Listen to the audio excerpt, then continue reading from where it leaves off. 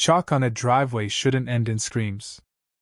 Yet our quiet suburb froze as imposter HOA cops tasered young Ethan under the blazing noon sun. Our shouts echoed as my uncle, a retired hostage rescuer named Frank, stormed in, his resolve a blazing fire, demanding justice. What unfolded next will leave you stunned, questioning authority and the limits of power. It began on a radiant afternoon, the sun painting our neighborhood in golden hues. Ethan, my 8-year-old son, burst outside, clutching a box of vibrant chalk. His eyes sparkled with creativity as he knelt on our driveway, sketching a hopscotch grid with bold reds, blues, and yellows. Each line was drawn with the unbridled joy of childhood, transforming the concrete into a kaleidoscope of imagination. Neighbors smiled, waving as they passed, the air humming with summer's warmth. But tranquility was shattered when two figures marched toward us. Clad in gaudy uniforms with oversized badges, they called themselves HOA enforcers. Their caps tilted sharply, their faces twisted with disdain, they approached Ethan's masterpiece with the arrogance of self-appointed kings. "Vandalism!" one barked, his voice slicing through the calm.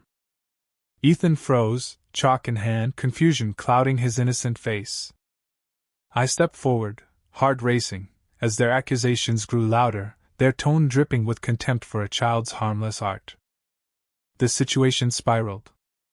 The lead officer, a burly man with a sneer, loomed over Ethan, demanding he stop. "This is private property," he spat, though our driveway was ours. My stomach churned as neighbors gathered, their whispers turning to murmurs of disbelief. These weren't cops. They were bullies cloaked in fake authority, a menace we'd endured for months. Fines for trivial infractions, constant surveillance. This was their reign of terror. But targeting a child? That was a line they shouldn't have crossed. Then, the unthinkable happened. As Ethan, trembling, reached for his chalk, the second officer pulled a taser. A crackle split the air, and Ethan's scream pierced my soul. He collapsed, writhing on the ground, his tiny body convulsing from the electric jolt. Time fractured. My vision blurred with rage, my heart pounding like a war drum. Neighbors gasped, their voices rising in a chorus of outrage. "He's just a kid!" someone shouted. The HOA thugs stood unmoved, their smugness fueling our fury. Anger surged through me, but fear held me back, until I thought of Frank. My uncle, a legend in hostage rescue, had faced death to save lives. His stories of courage were family lore, tales of a man who never flinched. I dialed his number, my voice shaking as I recounted the horror. "I'm on my way," Frank said, his tone calm but ironclad. Hope flickered amidst the chaos. When Frank arrived, the street fell silent. His presence was electric, a quiet storm in a plain jacket that belied his past.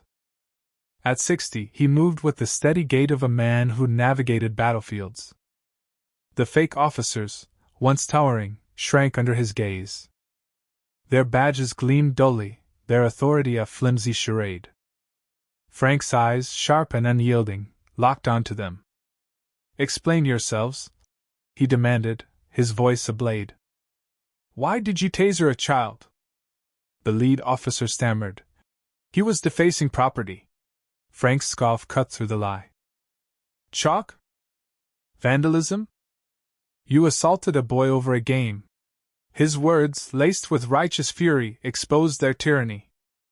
Neighbors, once cowed, found their voices, their murmurs swelling into defiance.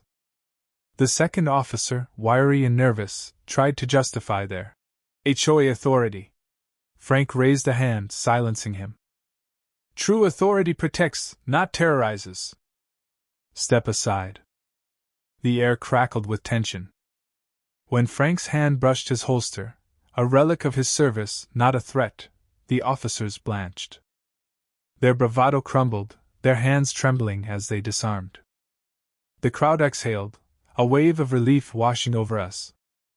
Ethan, now in my arms, clung to me, his eyes wide but safe. The impostors stood exposed, their power stripped by a man whose courage was earned, not faked. But the story doesn't end there. This wasn't just about Ethan or Frank, it was about us. Our neighborhood, once fractured by fear, transformed. Where we once avoided eye contact, we now shared stories. Meetings, once dreaded, became lively forums of ideas. A community watch formed, not from duty but from unity.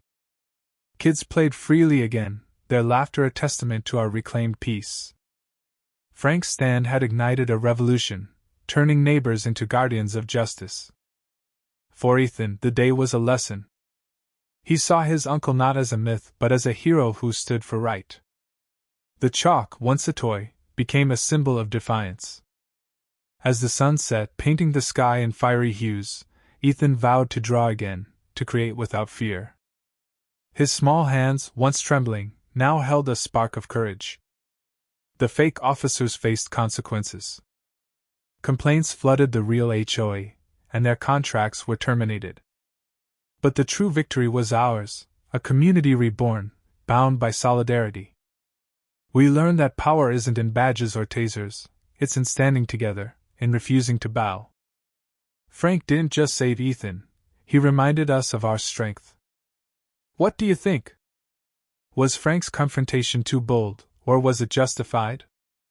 Should we challenge authority when it oversteps, or tread carefully? Share your thoughts in the comments. We want to hear your take on this clash of power and justice. And what about playful defiance, like Ethan's chalk art, in the face of control? Let's spark a debate. Hit that like button if this story moved you, and subscribe for more tales of courage and community. Your voice matters, join the conversation below.